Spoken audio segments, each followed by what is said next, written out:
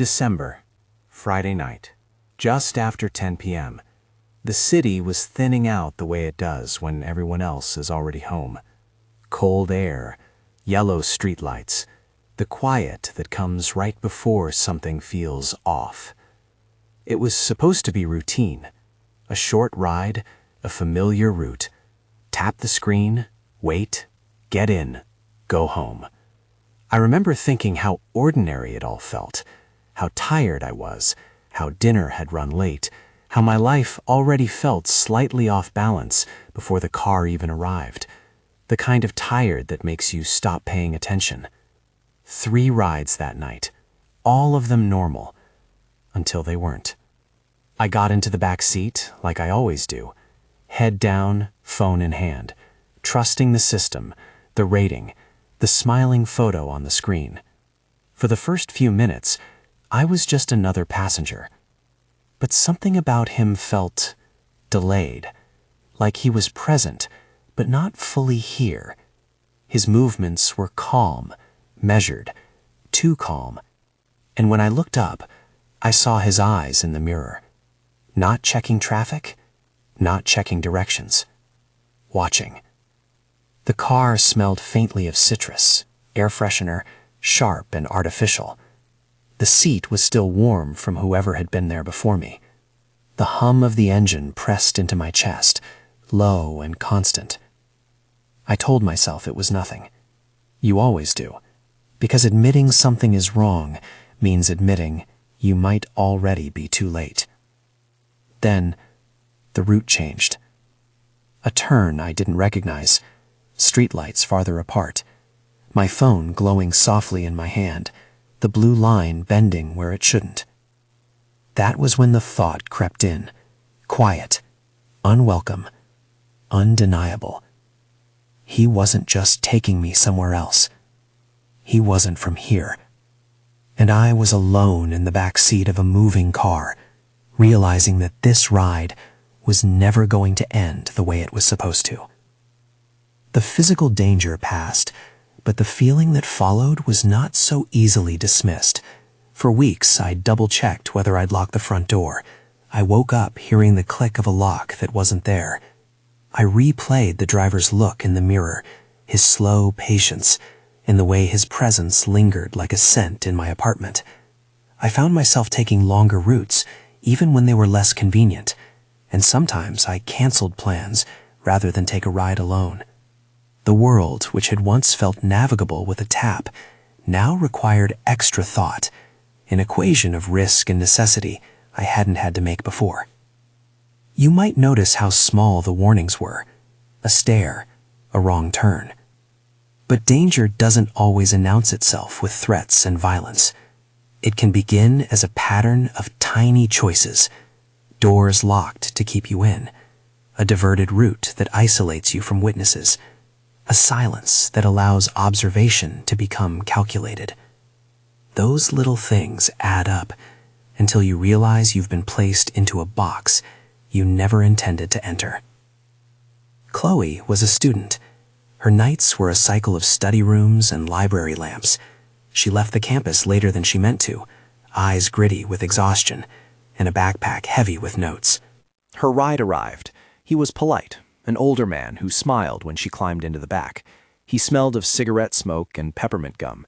He introduced himself with a quiet name and asked how her night had been. At first, he seemed eager to be congenial.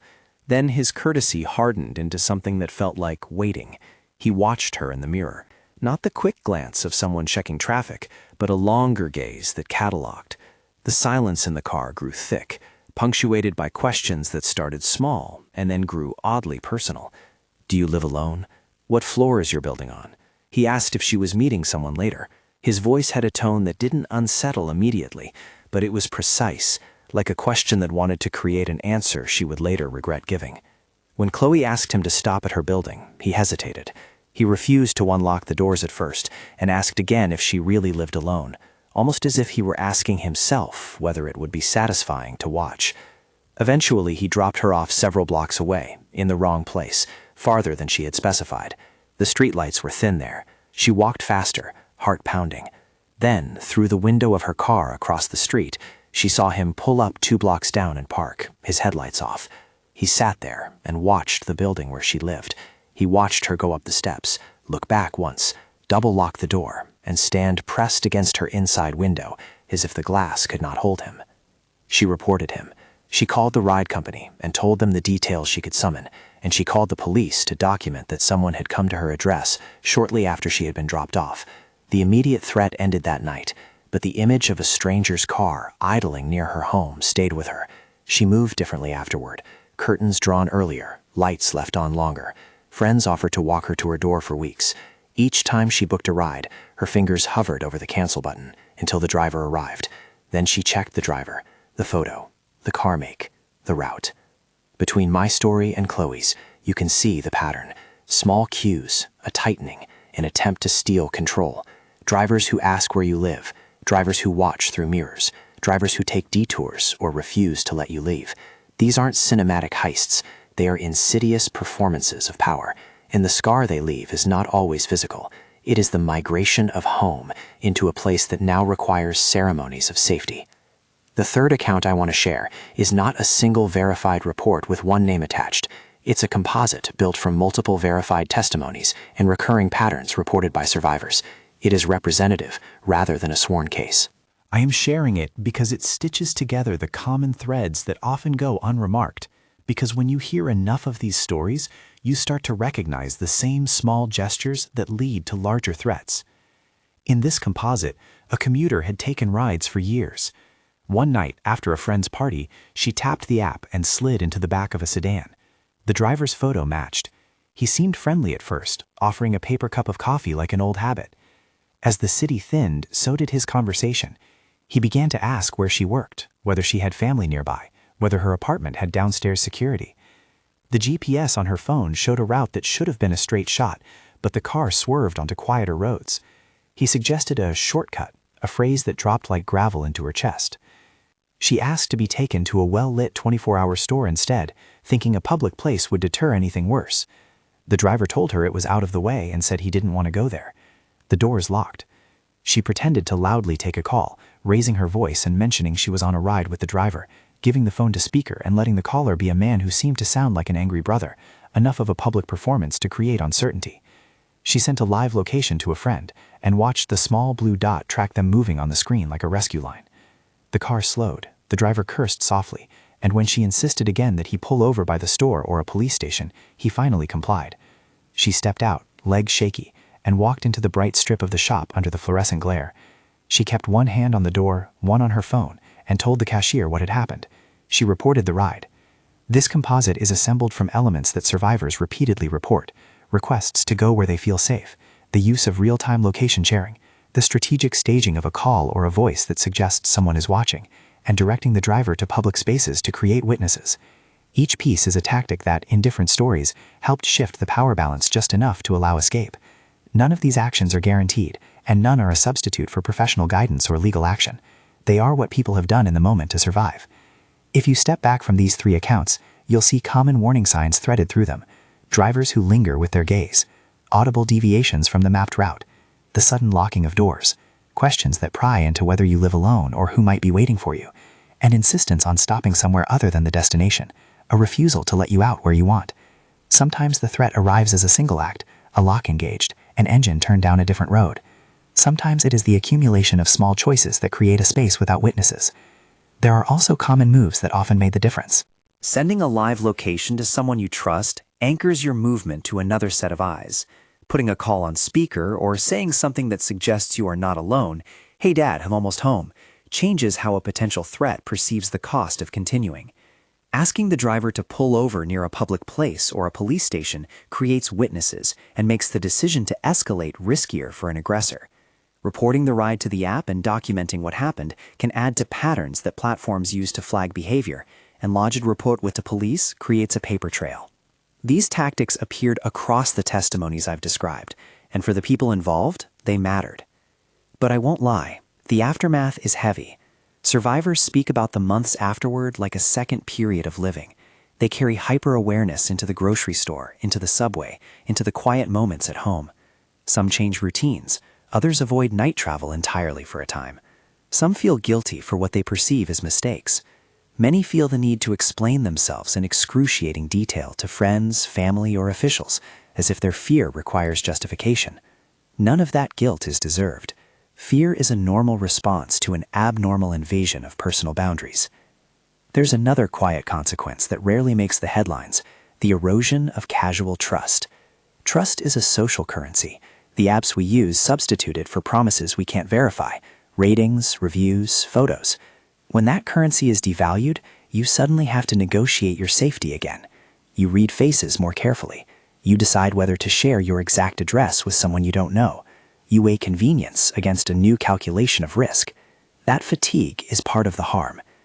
To be clear, most drivers are not predators. Most rides end with nothing more than a polite exchange and a quick drop-off. But these stories remind us that bad actors can be hidden in routine transactions. They also show us how small, everyday decisions can be leveraged into control. If you find yourself in a situation that feels off, trust your senses. If a driver is taking a route that doesn't align with the app, ask about it.